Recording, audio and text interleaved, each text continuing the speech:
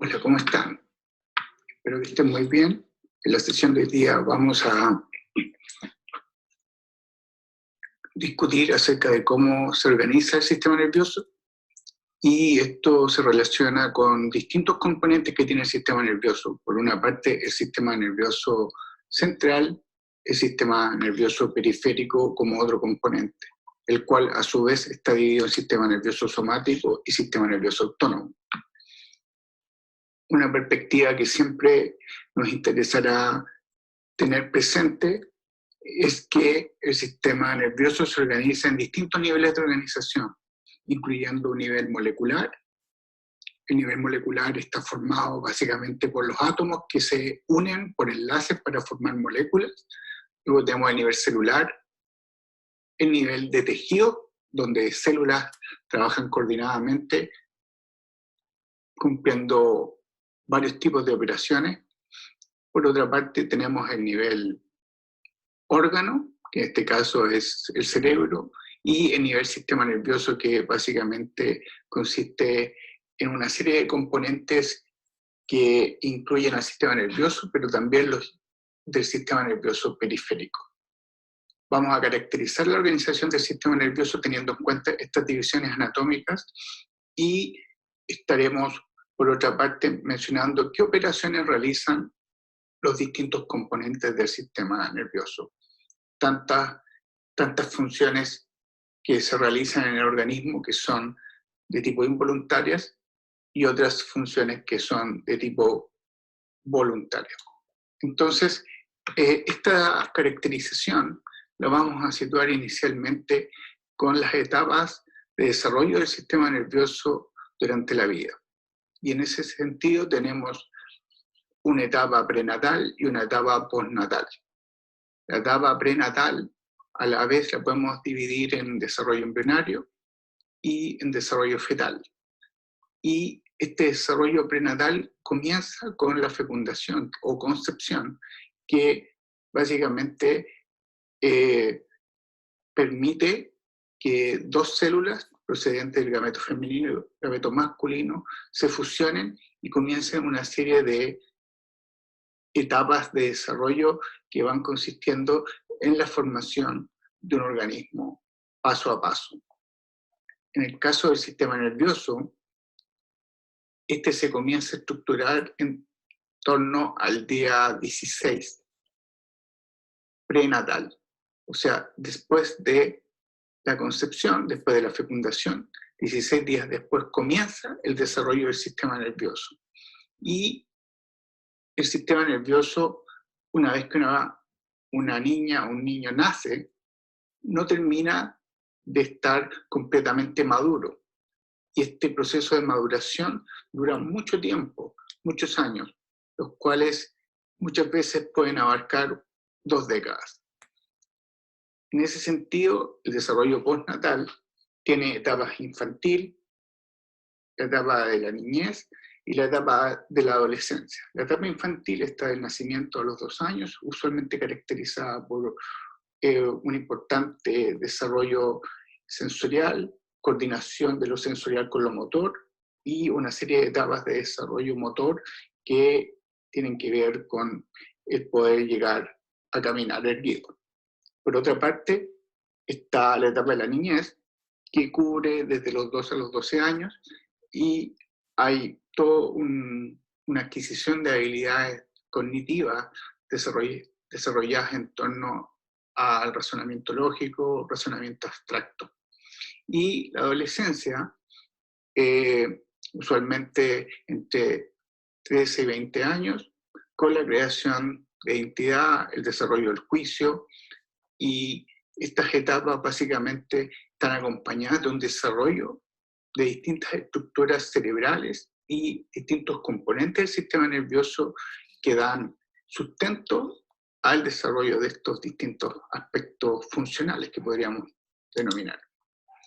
Las fases del desarrollo prenatal van a involucrar entonces la fusión de los gametos femenino y masculino para formar un cigoto. Las primeras 8 semanas van a ser el desarrollo típicamente embrionario y luego desde la semana 8 hasta el nacimiento el periodo fetal propiamente tal. Estos periodos son entonces etapas de desarrollo prenatal. Una vez que ocurre la fecundación, producto de que ocurrió una ovulación en el sistema reproductor femenino y en el evento de que haya un encuentro con el gameto masculino, usualmente en el oviducto, este ovocito, que es la célula que ha liberado el sistema reproductor femenino, se transforma en un cigoto cuando ocurre la fecundación. Esta fecundación marca el primer hito. Algunos lo sitúan como el evento cero, y ocurre entonces un desarrollo a partir de esta fecundación que va a consistir en que el cigoto, que va a contener entonces los dos núcleos, el núcleo del gameto femenino como el núcleo del gameto masculino, van a comenzar un proceso de fusión, el cual va a llevar a tener una célula con dos núcleos fusionados. Y el citoplasma lo aporta el ovocito secundario. El ovocito secundario es el nombre de, en el fondo, el óvulo, que uno diría coloquialmente.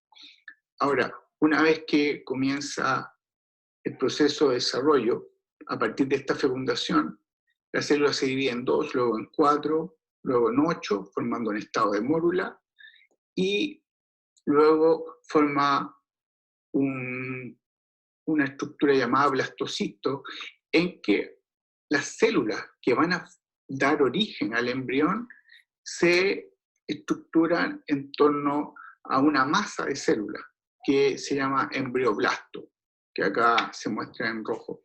Esta masa de células o embrioblasto puede estar integrada en esta etapa por alrededor de unas 128 células o más.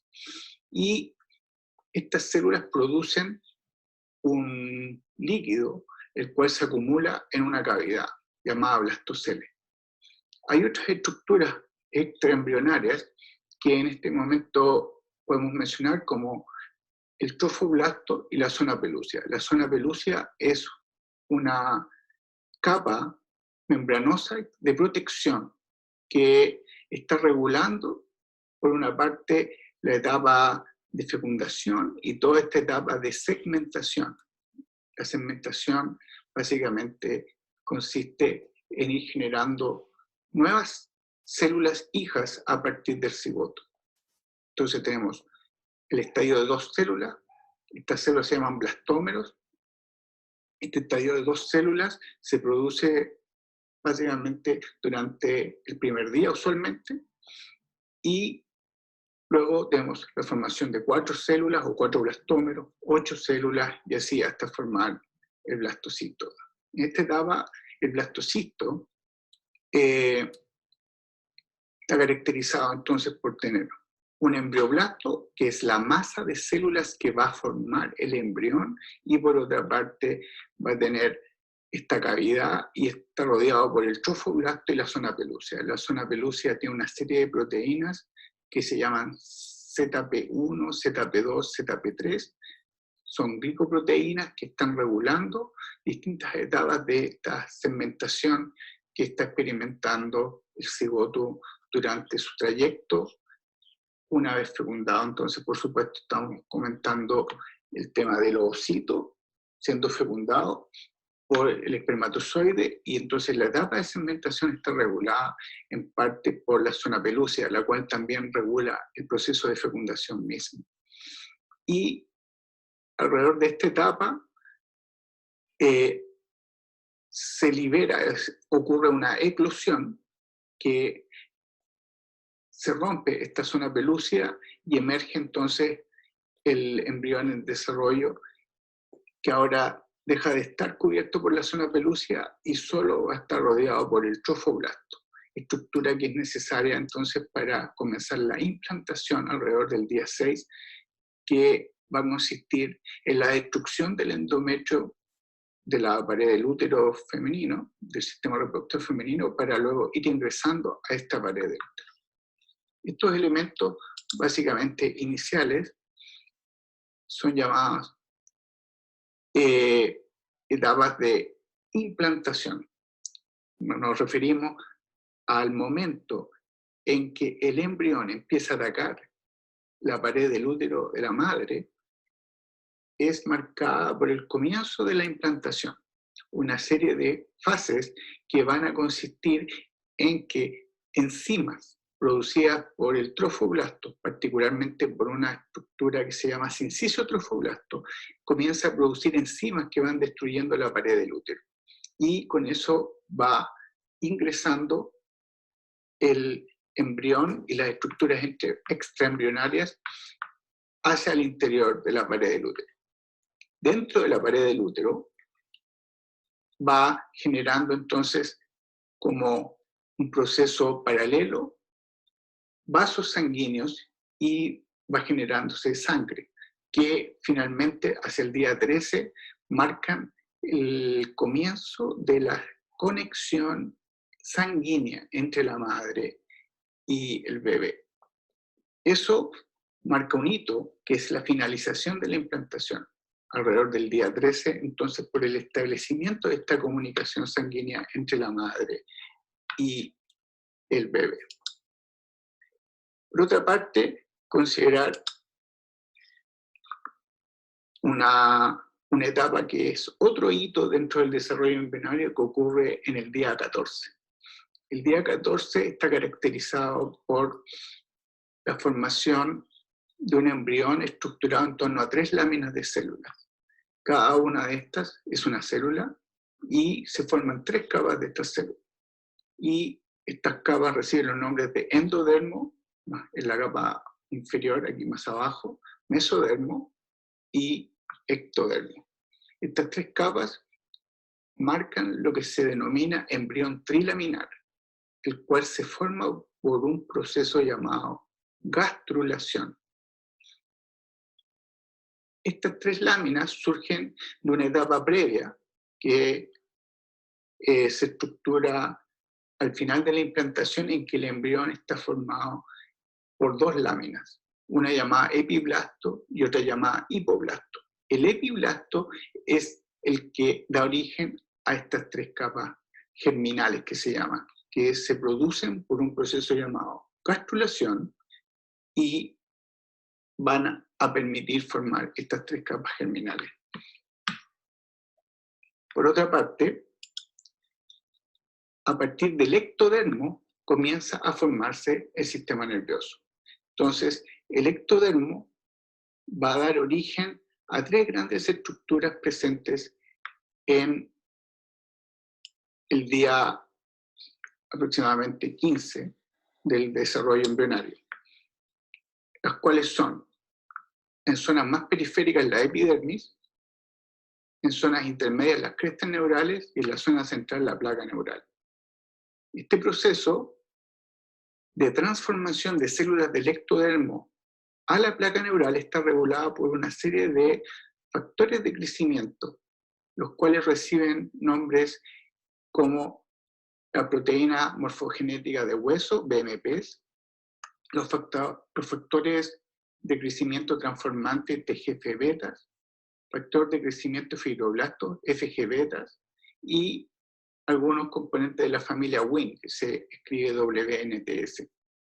Estos distintos factores de crecimiento, que han sido caracterizados en distintos modelos, algunos, por ejemplo, los BMPs en proceso de diferenciación de hueso, y el factor de crecimiento de fibroblastos, por ejemplo, justamente la diferenciación de fibroblastos, son moléculas que participan en múltiples procesos que están conllevando la formación del embrión, pero también en el adulto, en múltiples otros procesos biológicos, por lo cual son moléculas que se ocupan en forma modular para dar respuesta a distintas etapas de sentido orgánico, como es, por ejemplo, generar múltiples células, proliferación celular, diferenciar células, lo que se llama justamente diferenciación celular, o otros procesos que tienen que ver con el metabolismo, por ejemplo. Ahora, a partir del ectodermo, entonces se va a originar la capa que cubre todo el organismo, la epidermis. Por otra parte, se van a formar las crestas neurales, que van a dar origen a gran parte del sistema nervioso periférico, y se va a formar la placa neural, que es la que va a dar origen al sistema nervioso central. La placa neural también se la conoce como neuroectodermo y está caracterizada por la expresión de algunos genes a esta temprana etapa. Esto está caracterizado desde el día 16 en humanos y expresan genes como SOX2 y OTX2. O sea, producen la proteína SOX2, este gen SOX2 produce la proteína SOX2 y OTX2, el gen produce la proteína OTX2 que caracteriza las células que están aquí al centro, básicamente en esta zona central, marcada por ser un derivado del ectodermo, pero en la zona central. Y los otros derivados del ectodermo hacia la periferia son las crestas neurales y la epidermis. De manera que el ectodermo es el que va a dar origen a la parte más externa de la piel, llamada epidermis, a gran parte del sistema nervioso periférico por medio de las crestas neurales y por medio del neuroectodermo o placa neural va a formar todo el sistema nervioso central. Eso en particular porque a partir del día 16 la placa neural comienza a experimentar una serie de transformaciones, las cuales tienen que ver básicamente con la transformación de células del ectodermo en esta placa neural.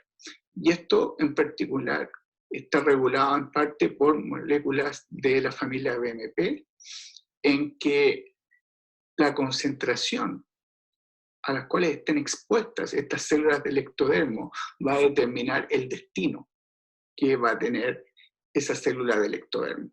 Entonces, si las células del ectodermo están expuestas a una alta concentración de BMPs, entonces en este gráfico lo que vemos es que las células del ectodermo toman un destino epidermis. Si, por otra parte, la concentración a la cual están expuestas las células del ectodermo es intermedia, se forman crestas neurales. Y a una concentración baja, se forma placa neural.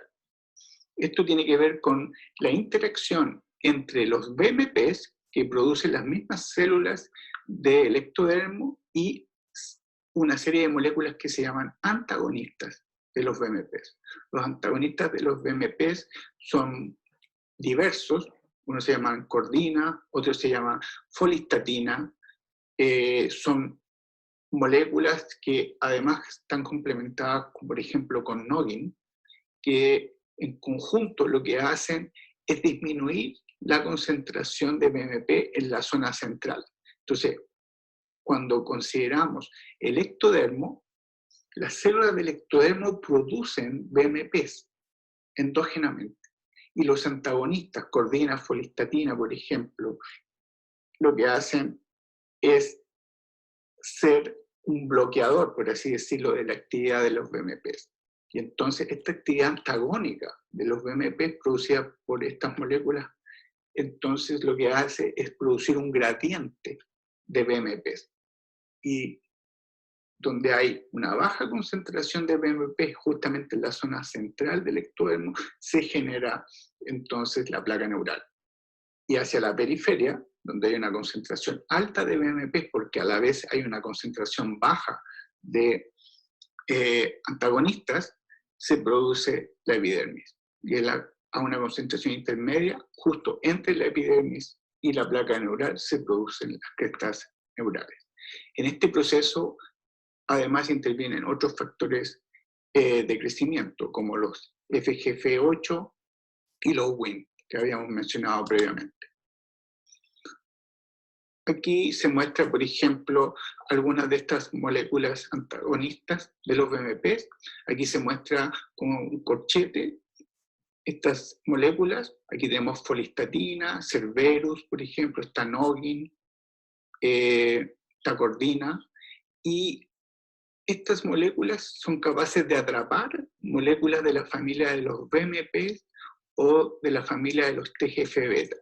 Entonces, aquí hay miembros de la familia de los TGF-beta y de los BMPs, dentro de los BMP tenemos BMP2, 4, 7, por ejemplo, BMP3 también, y tenemos GDF6. Y como parte de la familia TGF-beta, tenemos activina nodal, y tenemos varios TGF-beta 1, 2, 3. Estos antagonistas pueden secuestrar a estas moléculas de las familias BMP y TGF-beta y no dejan que se unan a su receptor. El receptor específico para producir una comunicación hacia el interior de la célula.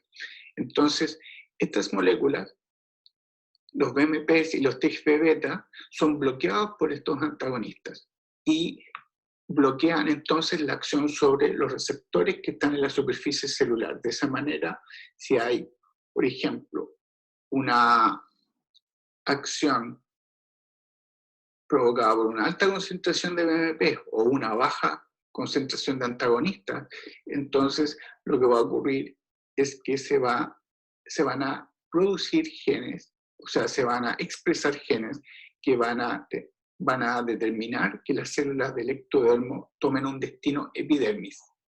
Por otra parte, a bajas concentraciones de BMP, producidas básicamente porque hay una alta concentración de los antagonistas que van a secuestrar estas moléculas de BMPs y TGF-beta, entonces se van a expresar genes que van a permitir generar un destino neural para esas células del ectodermo. Esos elementos del desarrollo básicamente van acompañados de una serie de cambios morfológicos. Cuando nosotros miramos de frente, básicamente la placa neural, esta inicialmente justamente tiene la forma de un plato o es plana esencialmente, y esta estructura va experimentando durante varios días un proceso que se llama invaginación, en que se va formando una U, por así decirlo, en que el tejido ahora va curvándose. Esta curvatura genera al centro una estructura que se llama surco neural y dos estructuras que van emergiendo hacia arriba y hacia el centro que se llaman pliegues neurales. Esta estructura intermedia finalmente se va a cerrar. Este cierre se produce en forma variable entre los días aproximadamente 23 a 27, en que se va produciendo una fusión de estos dos pliegues neurales. Van los dos convergiendo hacia el centro y en algún momento se fusionan, de manera de que queda todo el tejido en forma continua y al centro queda una cavidad. La cavidad se llama lumen, que va a ser el interior del sistema nervioso finalmente, central, definido básicamente por el tejido que lo rodea. Este tejido se llama, en esta etapa se llama tubo neural. El tubo neural es cuando ya se han fusionados los pliegues neurales y en el centro queda una cavidad. Aquí la cavidad no se ve muy conspicua, puesto que el tejido es muy voluminoso y cuando se hace un corte con una cuchilla especial para poder cortar el tejido, esto quedó un poco obliterado, cerrado prácticamente, pero ahí hay una cavidad. Y por esta cavidad, en parte, va a fluir el líquido cefalorraquídeo o fluido cerebroespinal, que también se le menciona. Este proceso de formación del tubo neural es clave para la formación del sistema nervioso central, en este caso. O sea, el cerebro y la médula espinal, que son los dos componentes principales del sistema nervioso desde el punto de vista anatómico, derivan de la placa neural, puesto que la placa neural fue la que permitió formar el tubo neural. El tubo neural aquí está mostrado en rojo y en la parte inferior se muestra, en este caso, la notocorda, una estructura que deriva del mesodermo. El mesodermo, recordar que es una capa que está produciéndose durante el proceso de la gastrulación y está entre medio del endodermo y el ectodermo. El ectodermo da origen a epidermis, crestas neurales y placa neural. El mesodermo da origen a la notocorda y finalmente va a dar origen a la musculatura, a gran parte de la musculatura del organismo.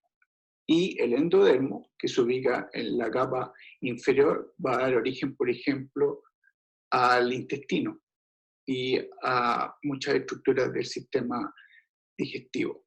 Entonces, cuando tenemos el tubo neural, lo que tenemos es el verdadero precursor ya intermedio, por así decirlo, de la formación del sistema nervioso central. Digo intermedio porque previamente teníamos la placa neural, que es una etapa más primitiva en el desarrollo del sistema nervioso central.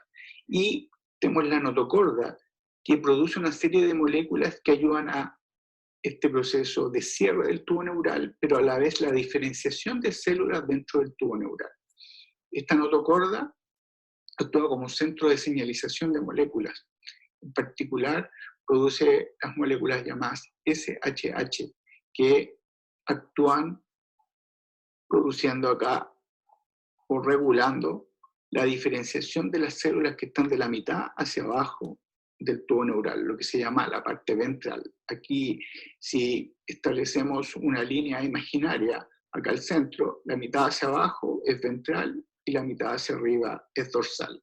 Y moléculas como SHH que actúan desde la notocorda sobre estas células ventrales van a determinar la diferenciación de estas células. Y aquí mostrando las relaciones en un esquema, tenemos la epidermis, acá en rosado claro. Aquí está el tubo neural, que ha derivado del ectodermo. Las crestas neurales aquí no se muestran, pero están aquí yendo por fuera del tubo neural. Y la notocorda, como uno de los derivados del mesodermo, que influencia la diferenciación del tubo neural. Por otra parte, aquí muestran otros componentes del mesodermo junto con la notocorda. En este caso, estos componentes del mesodermo van a formar esencialmente musculatura, y acá abajo está el endodermo, que va a formar estructuras del sistema digestivo, por ejemplo, entre ellas el intestino. Justamente la palabra gastrulación significa proceso formador de intestino primitivo. Y eso lo que establece es que durante el desarrollo, una vez que ya hemos iniciado la gastrulación y comienzan a formarse el ectodermo, el mesodermo y el endodermo, que son conocidas como las capas germinales, a partir de estas capas germinales se empiezan a formar distintos órganos. Y eso comienza con la formación de la placa neural, que se va a transformar en tubo, comienza con la formación del intestino primitivo y comienza con la formación de la notocorda. Eso nos sitúa entonces que la organogénesis, el proceso de formación de los órganos, va ocurriendo en paralelo entre estas distintas estructuras que están derivando de estas distintas capas germinales. Los biólogos del desarrollo que trabajan en gastrulación consideran que esta es la etapa más importante de la vida. Entonces, son usualmente un poco apasionados, son bastante fanáticos de esta etapa. ¿Por qué dicen que es la etapa más importante de la vida? Puesto que cada una de estas capas va a ser la precursora de todas las estructuras que están presentes en el adulto. Entonces, podríamos decir que son fanáticos, que son capaces de andar con cintillos que digan gastrulation is my life. Ahora, este proceso de formación del tubo neural se complementa con una serie de etapas de diferenciación que ocurren a gran escala. En este caso, el tubo neural es una estructura larga que va recorriendo el organismo a lo largo desde la zona que va a ser cefálica, donde se va a desarrollar la cabeza, hacia el coxis. Y esa estructura, a la vez, es semejante en idea a la estructura del intestino, que también es un tubo. El intestino es un tubo que también tiene una cavidad. En este caso, el tubo neural se va a diferenciar en dos grandes regiones, macro, que son el encéfalo y la médula espinal. La médula espinal a la vez se va a regionalizar en una zona cervical que está asociada al cuello, la zona torácica, la zona lumbar, sacra y coxígea, que está a lo que uno usualmente le llama coloquialmente hacia la cola. Y el encéfalo, en la zona más rostral, o sea, que está cada vez más cerca de la cabeza, tenemos el mielencéfalo, metencéfalo, mesencéfalo, diencéfalo y telencéfalo.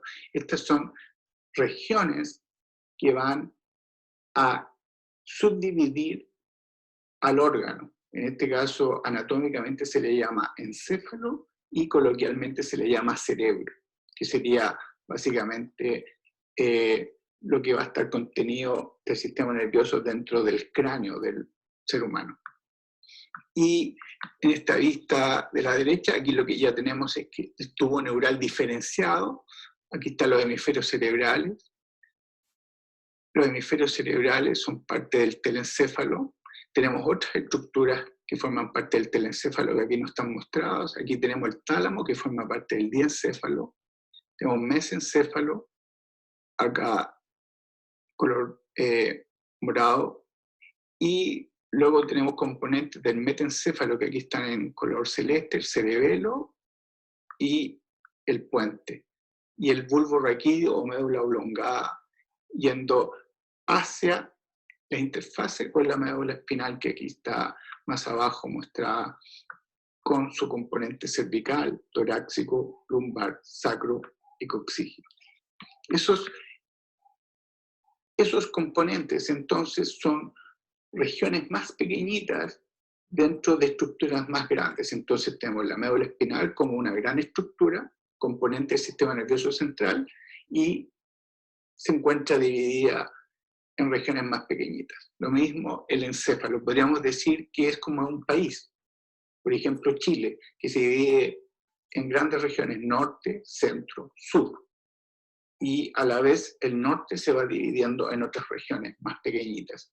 Entonces, este proceso se llama regionalización del tubo neural.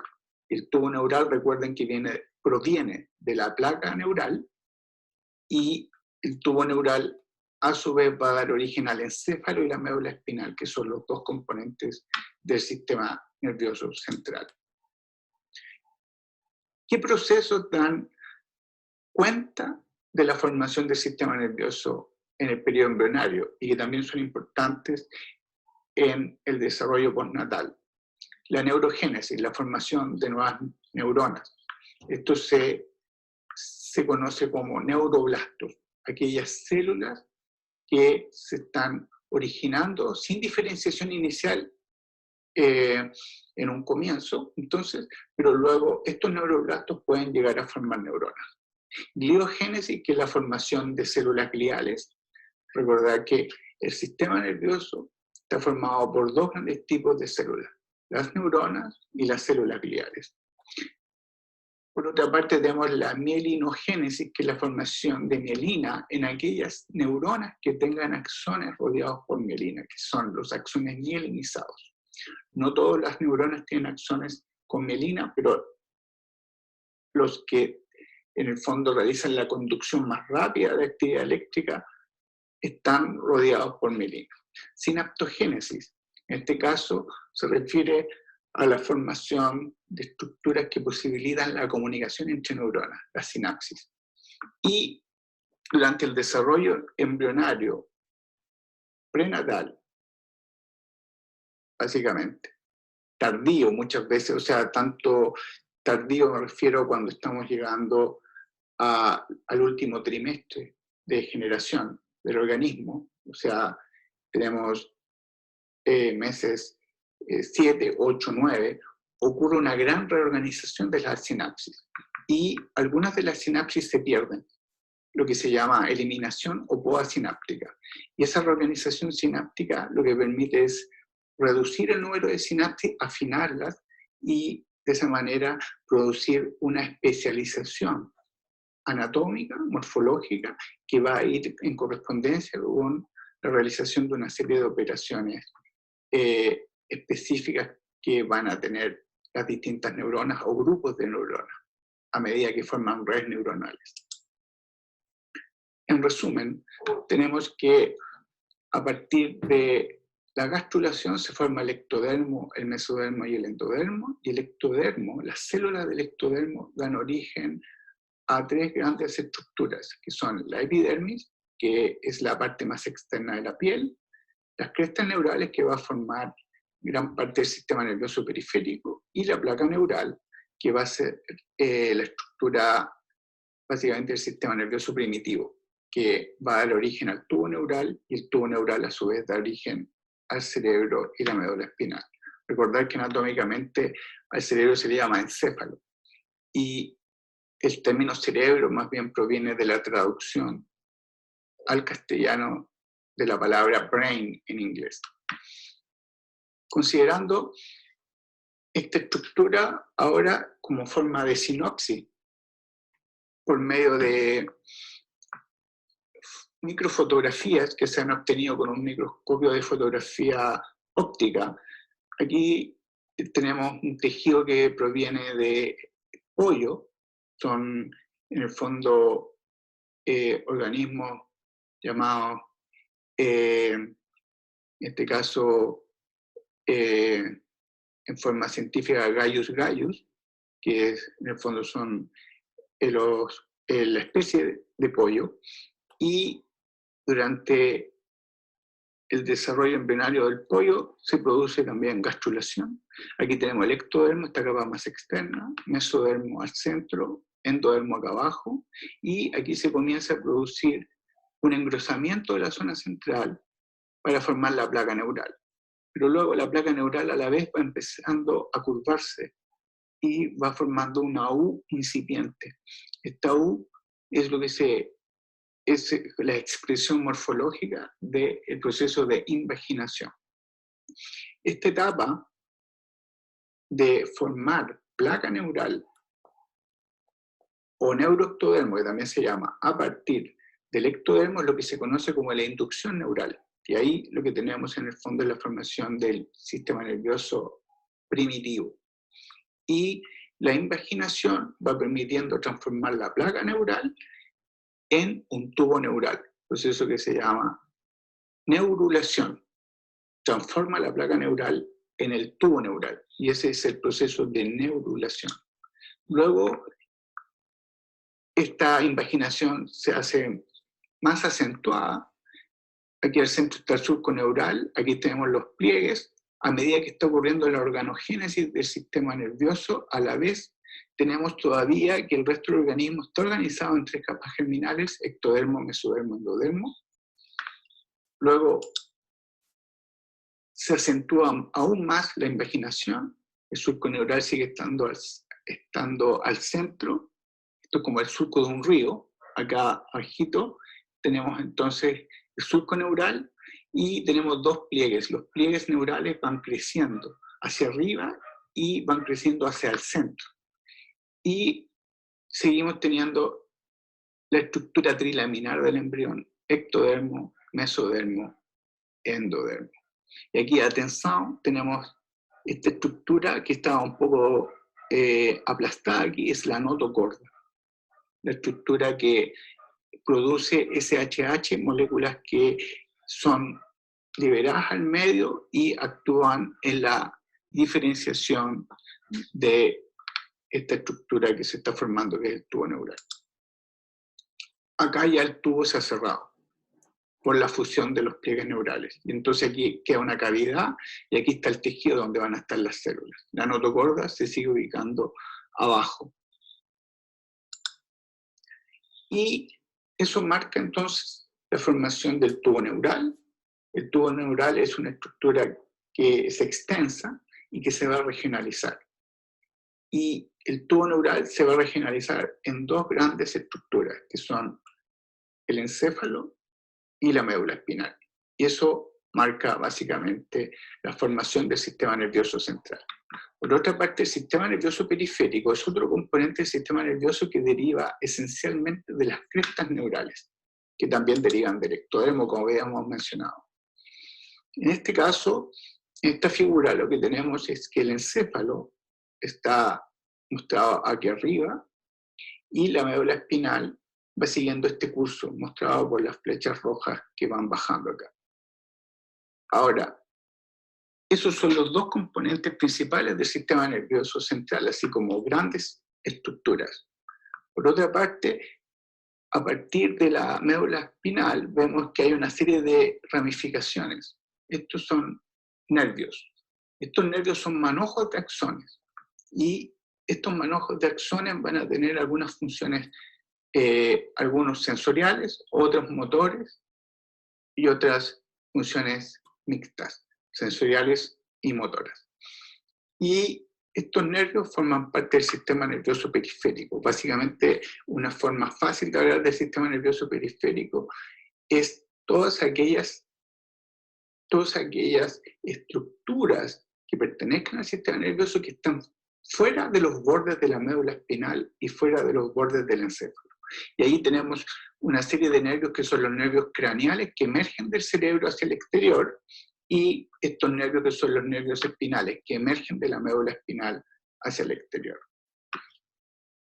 Ahora, ¿cuál es la relación entre el sistema nervioso periférico y el sistema nervioso central? En forma muy general, considerar aquí esta estructura en amarillo al centro, que es la médula espinal. La médula espinal va a estar formada por muchos tipos de neuronas, pero dos grandes tipos de neuronas que usualmente se mencionan son las neuronas sensoriales y las neuronas motoras. Tenemos un tercer tipo de neurona que se llama interneurona, que usualmente está modulando una serie de procesos sensoriales y motores, que en la médula espinal pueden, por ejemplo, establecer sinapsis entre neuronas sensoriales y neuronas motoras. Entonces, la relación entre el sistema nervioso central y el sistema nervioso periférico se establece por medio de nervios. Por ejemplo, acá hay axones que vienen de la piel con información sensorial. Esa información sensorial va a ser propagada a lo largo del axón de una neurona bipolar que se llama neurona del ganglio de la raíz dorsal. Estos son los ganglios sensoriales, los que están mostrados aquí arriba, y esta neurona esencialmente termina propagando actividad eléctrica hacia una neurona sensorial que aquí no se muestra. La neurona sensorial presente en la médula espinal. Esta neurona sensorial puede establecer una sinapsis directa con una neurona motora, o puede establecer una sinapsis con una interneurona que luego va a estar estableciendo una sinapsis con una neurona motora. Las neuronas motoras se ubican en la parte ventral de la médula espinal y las neuronas sensoriales se ubican en la parte dorsal. Una neurona motora típicamente lo que hace es controlar el grado de contracción y relajación de una fibra muscular. En este caso mostraba una fibra muscular esquelética que es controlada voluntariamente. En este caso, entonces, axones que emergen de la médula espinal van formando manojos, cursan a lo largo de un nervio y terminan generando terminaciones que forman parte de sinapsis neuromuscular. Sinapsis neuromuscular 1, sinapsis neuromusculares cuando consideramos el plural. Entonces, esta relación entre sistema nervioso central y sistema nervioso periférico, desde un punto de vista funcional, tiene que ver con interacciones tanto de procesamiento de señales sensoriales como procesamiento de señales motoras. Este organizador gráfico resume todos los componentes que estructuran el sistema nervioso y que marcan en definitiva elementos importantes a la hora de considerar la organización del sistema nervioso. El sistema nervioso tiene entonces el componente sistema nervioso central y el componente periférico. El sistema nervioso periférico a la vez se subdivide en sistema nervioso somático y en sistema nervioso autónomo. Y el sistema nervioso autónomo se subdivide en sistema nervioso simpático y parasimpático. Los elementos que vamos a ver a continuación establecen entonces algunas de las características que tienen estos distintos componentes del sistema nervioso. Por una parte, considerar terminología especialmente apropiada para mencionar cómo se habla cuando tenemos un conjunto de somas neuronales o cuando tenemos un conjunto de axones en el sistema nervioso central o sistema nervioso periférico. Cuando tenemos un conjunto manojo de axones en el sistema nervioso central se le llama vía o tracto, por ejemplo, una vía sensorial o un tracto sensorial. Y en el sistema nervioso periférico se le llama nervios. A un conjunto de cuerpos neuronales o somas se le llama núcleos en el sistema nervioso central y ganglios en el sistema nervioso periférico. Y aquí está la relación que habíamos estado estableciendo inicialmente entre el sistema nervioso periférico y el sistema nervioso central con algún grado de detalle mayor. Entonces, en general, aquí lo que tenemos mostrado son receptores. Los receptores monitorean señales sensoriales, por ejemplo, visuales, olfativas, gustativas, de tacto, de ubicación de las extremidades con respecto al cuerpo. Y estas señales sensoriales son transmitidas por medio de axones hacia el sistema nervioso central. Y entonces, aquí participa el sistema nervioso periférico en amarillo, porque estos manojos de axones van a formar nervios. Y estos nervios son los que van a permitir que se propague actividad eléctrica con esas señales sensoriales hacia los centros integradores del sistema nervioso central. Todo el sistema nervioso central en general es un integrador. Dependiendo de qué operaciones específicas uno considere, entonces pueden haber varios centros integradores o uno en particular. Por ejemplo, el centro integrador cardiovascular está en el bulbo raquídeo.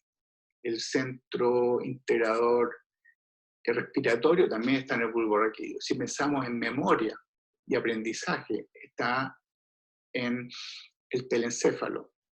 Si pensamos en atención, concentración, por ejemplo, eso está en el telencéfalo también, como parte esencialmente de redes neuronales que están en los hemisferios cerebrales. Por otra parte, los centros de integración permiten coordinar el comportamiento, las respuestas ante una serie de señales sensoriales o emocionales. Y entonces ahí tenemos un componente motor. Ese componente motor está estructurado básicamente en el sistema nervioso central por vías o tractos motores, pero luego desde la médula espinal y desde estructuras del sistema nervioso central que están ubicadas en el encéfalo, emergen nervios que van a llevar información motora. Y aquí tenemos una organización en dos grandes subdivisiones. Por una parte, aquellos nervios que lleven axones que van a ir a inervar musculatura esquelética, forman parte del sistema nervioso somático. Aquellos axones que vayan a inervar músculo liso, musculatura cardíaca, glándulas o tejido adiposo, forman parte del sistema nervioso autónomo.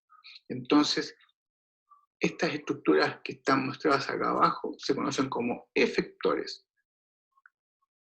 Es decir, estructuras que producen una respuesta, como por ejemplo los tres tipos de músculos: músculo esquelético, músculo cardíaco del corazón, músculo liso, glándulas y tejido adiposo, que está en el fondo dando cuenta de la grasa que es básicamente metabolizada como parte de una serie de procesos que tienen que ver con el almacenamiento de energía y la utilización de energía, la producción de energía, y eso también está controlado por el sistema nervioso, en este caso autónomo. El sistema nervioso autónomo tiene dos ramas, la parasimpática y la simpática, y entre estas dos ramas están controlando estos efectores que son músculo liso, músculo del corazón, glándulas y tejido adiposo.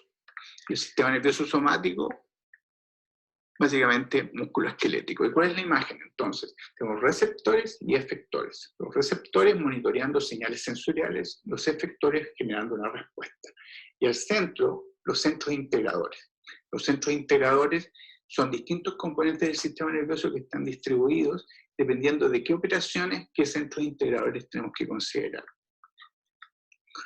Ahora, ¿cuáles son las subdivisiones del sistema nervioso? Esencialmente tenemos dos macros, la central y la periférica. Dentro de la periférica tenemos la somática y la autónoma. Dentro del sistema nervioso autónomo tenemos el sistema nervioso parasimpático y el sistema nervioso simpático. Ahora, ¿qué tipos de receptores existen a nivel de organismo? Hay tres grandes categorías, los somáticos, los especiales y los viscerales. Los somáticos son básicamente receptores que están ubicados en los músculos, en las articulaciones, y también tenemos los receptores de tacto, por ejemplo, de temperatura ambiental, por ejemplo, si está más fresco el ambiente, esos receptores dan señales de que entonces hay una disminución de la temperatura en el ambiente y, por ejemplo, que hay que abrigarse. También dolor o presión en el cuerpo, digamos, desde la piel, está monitoreado por distintos receptores que son llamados somáticos. Los receptores sensoriales especiales son los que están ubicados en el cráneo, son los 5 sentidos: olfato, gusto, equilibrio, audición y visión. Y los receptores sensoriales viscerales están asociados a los distintos órganos que están distribuidos en el organismo, esencialmente vinculados, por ejemplo, al sistema digestivo, sistema respiratorio, sistema cardíaco o cardiovascular.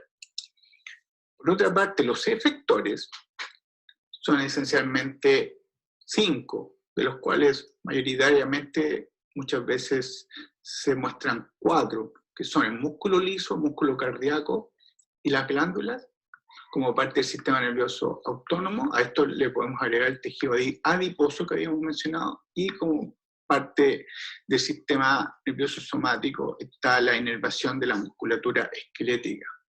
El músculo esquelético produce movimientos voluntarios, y estos otros 3, por eso la idea de sistema nervioso autónomo, que genera control de efectores, pero no controlado por la voluntad. Entonces son el músculo liso y el músculo cardíaco, movimientos de tipo involuntario, y la secreción que produzcan las glándulas, por ejemplo, glándulas sudoríparas, glándulas sebáceas o glándulas endocrinas, pueden en particular ser involuntarias, esa secreción, esa regulación. ¿Qué operaciones realizan los receptores? Esencialmente monitorear señales de tipo sensorial. ¿Qué operaciones realizan los efectores? Generar una respuesta. Y esa respuesta determina en gran parte el aspecto conductual del organismo, el comportamiento. El sistema nervioso central realiza 4 grandes categorías de operaciones. Realiza movimientos voluntarios, por otra parte está vinculado a la percepción sensorial, que es necesaria para una serie de actividades cognitivas, o todas las actividades cognitivas, la homeostasis, que es la mantención de las condiciones internas del organismo, y las funciones cognitivas justamente que dependen de la percepción sensorial. Ahora, por otra parte, el sistema nervioso periférico comparte algunas de estas operaciones, pero a la vez tiene algunas que son diferentes. Los movimientos voluntarios también dependen del sistema nervioso periférico, en este caso por el componente somático que está inervando las fibras musculares esqueléticas. Pero por otra parte el sistema nervioso periférico inerva músculo liso y músculo cardíaco, entonces aquí tenemos también movimientos involuntarios. También se ocupa de la homeostasis, digamos, controla una serie de variables fisiológicas que mantienen las condiciones internas del organismo. Y por otra parte, el sistema nervioso periférico provee las aferencias sensoriales, los nervios sensoriales, y que van llevando estas señales sensoriales hacia los centros integradores del sistema nervioso central. Por último, el sistema nervioso periférico tiene el componente del sistema nervioso autónomo. El sistema nervioso autónomo controla funciones involuntarias por medio de las subdivisiones simpática y parasimpática. Entonces, por ejemplo, hay musculatura asociada a los vasos sanguíneos, musculatura lisa, y el control de las glándulas. El control de musculatura asociada al sistema respiratorio, por ejemplo, lo realiza el sistema nervioso autónomo. También, por ejemplo, la musculatura lisa asociada al sistema digestivo también. El sistema nervioso simpático y el sistema nervioso parasimpático actúan en forma complementaria, opuesta. Por una parte, podemos distinguir la organización anatómica. El sistema nervioso simpático, aquí a la izquierda, está básicamente estructurado en torno a axones que emergen de neuronas que están en la médula espinal, y estos axones se proyectan hacia fuera de los bordes de la médula espinal. Y estas estructuras básicamente son nervios simpáticos que van a ir a regular distintos efectores o órganos blancos. Y básicamente estos axones emergen de la zona torácica, que se muestra aquí, y también de la zona lumbar. En el caso del parasimpático, los axones que emergen para controlar distintos órganos blancos, órganos diana, se ubican a nivel de encéfalo, en este caso nervios craneales, básicamente a partir de neuronas que están ubicadas en el puente y en el bulbo raquídeo, y por otra parte de la zona sacra. Entonces hay una diferencia de dónde emergen los axones que están estructurando el sistema nervioso simpático y el parasimpático. Por otra parte, tiene una función opuesta el simpático con el parasimpático. Entonces, por ejemplo, inervan la pupila. Entonces, si aumenta de tamaño la pupila, cuando por ejemplo uno va caminando tranquilo y ve un león, y el león es una amenaza para uno, se dilata la pupila. Y eso está regulado por el sistema nervioso simpático que está generando una dilatación de la pupila. El parasimpático disminuye el tamaño de la pupila. Por otra parte, cuando vemos el león, aumenta la presión sanguínea. Y el parasimpático regula eso disminuyendo la presión sanguínea, la presión arterial en particular. El sistema nervioso simpático aumenta la frecuencia del corazón, la frecuencia cardíaca, la frecuencia de los latidos. Y eso lo disminuye, se opone básicamente, y disminuye la frecuencia cardíaca del sistema nervioso parasimpático. Cuando una persona siente una amenaza, a la vez se inhibe la digestión. Y eso lo regula el sistema nervioso simpático. El sistema nervioso parasimpático aumenta la digestión, estimula la digestión. Y un último elemento comparativo, la salivación también es regulada por estos dos componentes del sistema nervioso autónomo. Cuando uno siente una amenaza, se inhibe la salivación, y eso está regulado por el sistema nervioso simpático. Y aumenta la salivación, producto de la regulación del sistema nervioso parasimpático. Esto llevémoslo a situaciones de estrés. Cualquier tipo de estrés, la amenaza de ver un león, o, por ejemplo, el ir caminando por la calle y de repente uno ve al frente 37 punk enojados. En este caso, se puede producir una reacción de estrés también no solo ante ver 37 punk enojados, sino que también, por ejemplo, cuando uno está en un periodo de muchas pruebas. Entonces, típicamente las pupilas están más dilatadas, está más seca la boca, hay mayor frecuencia cardíaca, sin que uno lo note, la presión arterial usualmente sube y se inhibe la digestión. Cuando la persona se relaja, se produce una regulación en el sentido opuesto de estos órganos diana o estructuras diana o blanco. Y esta regulación tiene que ver también con un componente molecular que tiene que ver con neurotransmisores. Por ejemplo, la regulación que realiza el sistema nervioso somático sobre la musculatura esquelética se produce por medio de el neurotransmisor acetilcolina, el que actúa sobre receptores acetilcolina, que se llaman receptores colinérgicos. Estos receptores colinérgicos, en este caso, son nicotínicos. Quiere decir que son receptores que son capaces de unir, se caracterizaron por la unión a nicotina. Pero dentro del sistema nervioso autónomo, tenemos una diferencia entre el simpático y el parasimpático. Por una parte, algo que distingue el autónomo del somático es que el somático tiene axones que van directo al órgano diana o estructura diana sin tener una organización tipo ganglio entre el órgano diana y el soma neuronal que está en el interior del sistema nervioso central. En cambio, que el parasimpático y el simpático tienen una estructura intermedia antes de llegar a la estructura diana, y eso se llama ganglio. En este caso, emerge un axón desde el sistema nervioso central, y este axón le hace cuchi-cuchi a otra neurona, pero dentro de una estructura que se llama ganglio. Esto es un ganglio parasimpático.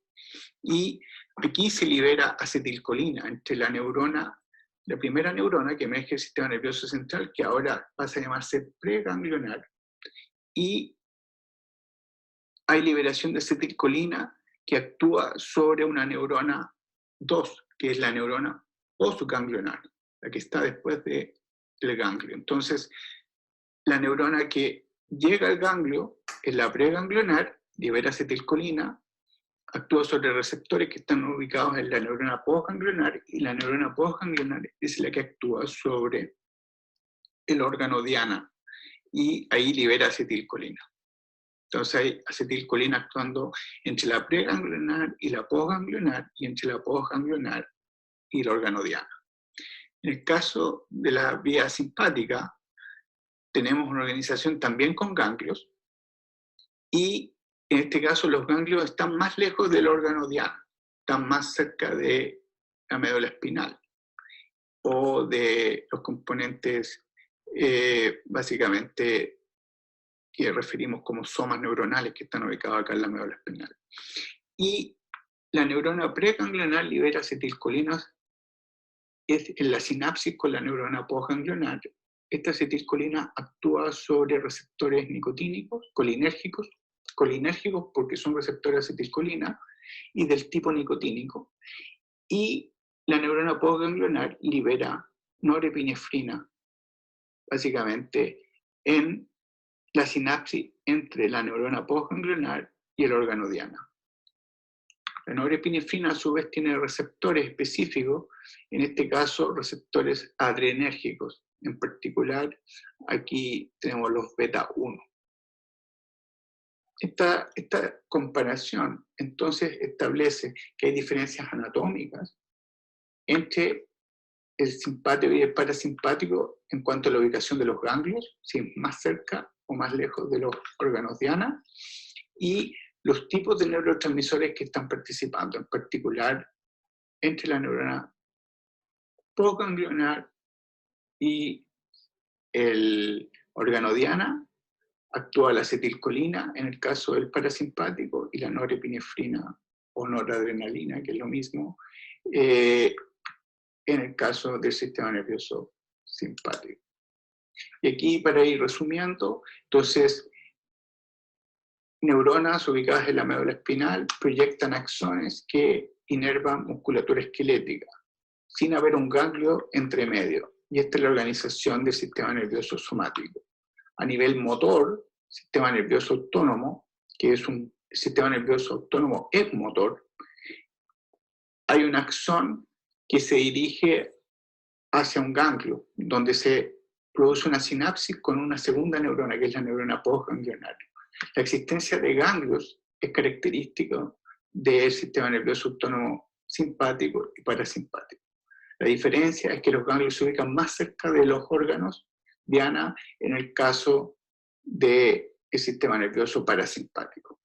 ¿Cuáles son los efectores? En este caso, músculo liso, músculo cardíaco, glándulas, y también tenemos tejido adiposo.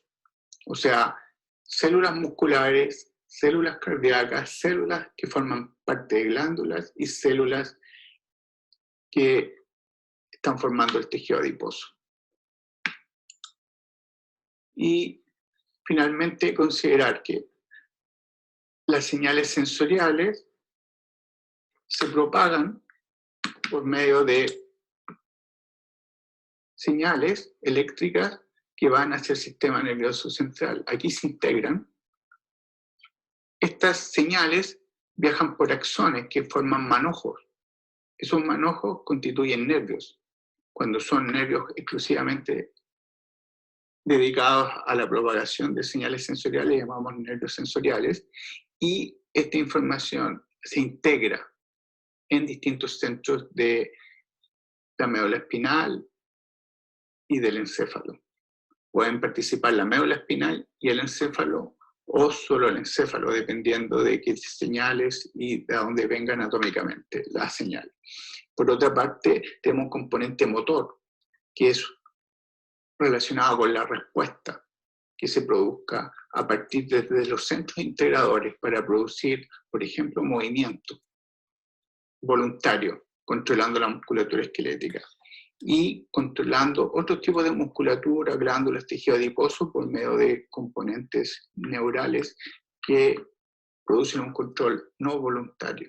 Y de esta manera se produce una respuesta regulada por efectores que están a su vez regulados por el sistema nervioso, en este caso periférico, componentes autónomos, simpático y parasimpático.